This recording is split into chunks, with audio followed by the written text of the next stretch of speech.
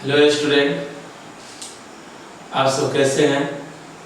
उम्मीद करते हैं कि आप सब अच्छे ही होंगे।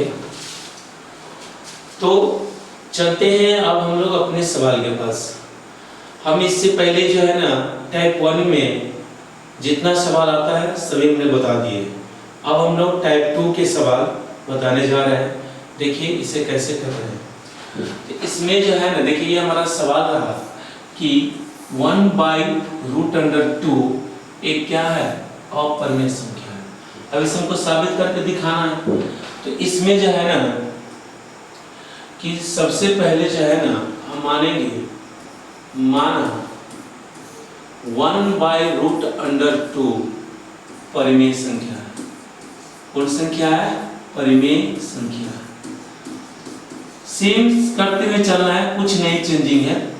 परिमेय संख्या, जब एक परिमेय संख्या मान लिए तो यहां पर लिखेंगे अतः हम दो पूर्णांक a तथा b ऐसे प्राप्त कर सकते हैं कि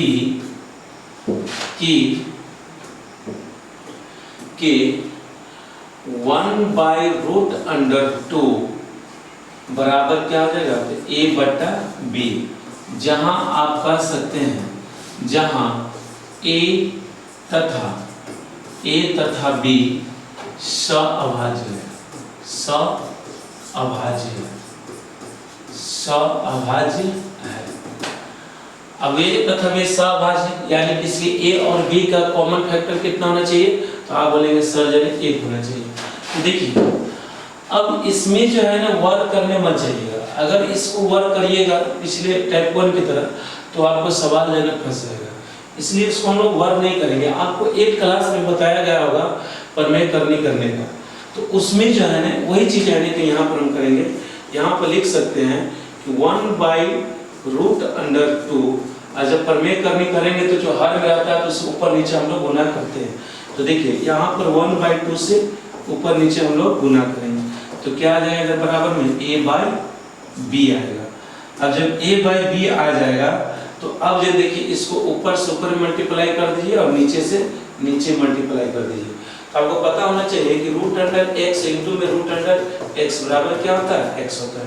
ये आपको छोटा सा बात है, ये क्लास 8-9 की क्लास में पढ़ाया जाता है।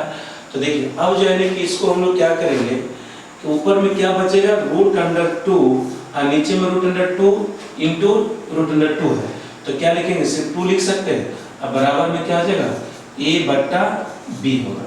a/b होगा यानी कि अब जो है ना कि आप क्या करिए इसको यहाँ पर क्रॉस मल्टीप्लिकेशन गुना कर दीजिए तो आपके पास क्या बचेगा? √2 क्या हो जाएगा? 2 इंटू a और बट्टे में b होगा।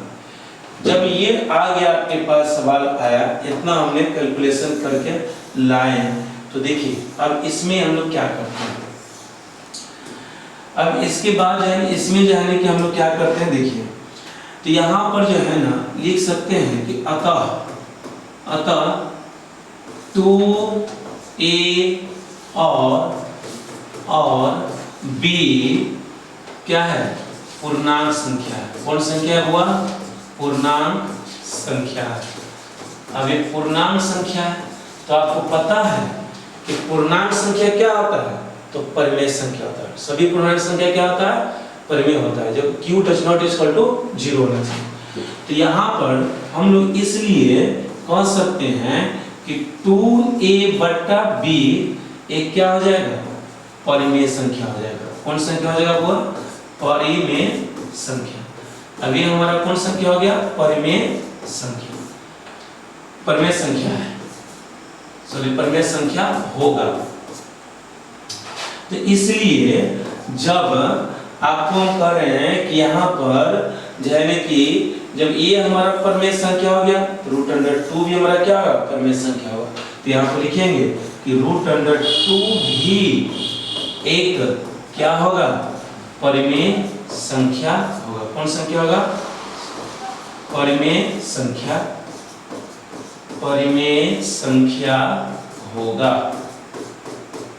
ये आपको जब हमारा ये हो गया तो इसके बराबर आ गया √2 के, तो ये भी बड़ा हो सकता है ना। तो यहाँ पे लिखेंगे, यहाँ पे लिखेंगे परंतु, परंतु इससे इससे इससे इस तथ्य का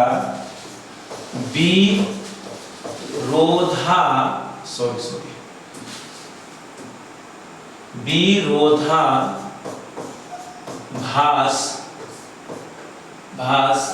प्राप्त होता है कि तो देखिए अब जो है कि थोड़ा सा यहाँ पर अब हम लोग सवाल के प्रूफ करने के बहुत आसपास आ चुके हैं। तो यहाँ पर देखिए होता है कि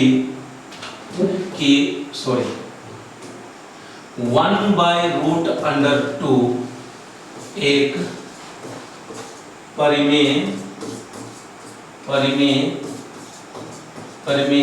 संख्या होगा, परिमेय संख्या होगा। अतः आप यहाँ पर कह सकते हैं, जब इससे विरोधाभास प्राप्त हो रहा है तो आप यहाँ पर कह सकते हैं कि 1/√2 एक कौन संख्या होगा?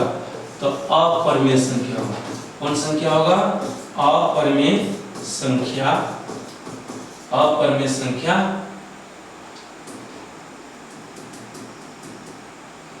अपरिमेय संख्या है। ये हमारा क्या हो गया? प्रमाणित हो गया। ये भी हम लोग प्रमाणित कर चुके हैं। तो इसी प्रकार के आप वीडियो देखना चाहते हैं तो आप हमारे चैनल को लाइक एंड सब्सक्राइब जरूर करिएगा। तो आज की क्लास में हम अभी छोटा एक सवाल के लेकर वीडियो आते हैं। तो आप हमारे सवाल जब आपको पसंद आया, हमारे वीडियो पसंद आया तो आप मेरे चैनल को लाइक एंड सब्सक्राइब जरूर कीजिएगा। थैंक यू, धन्यवाद, शुभ रात्रि।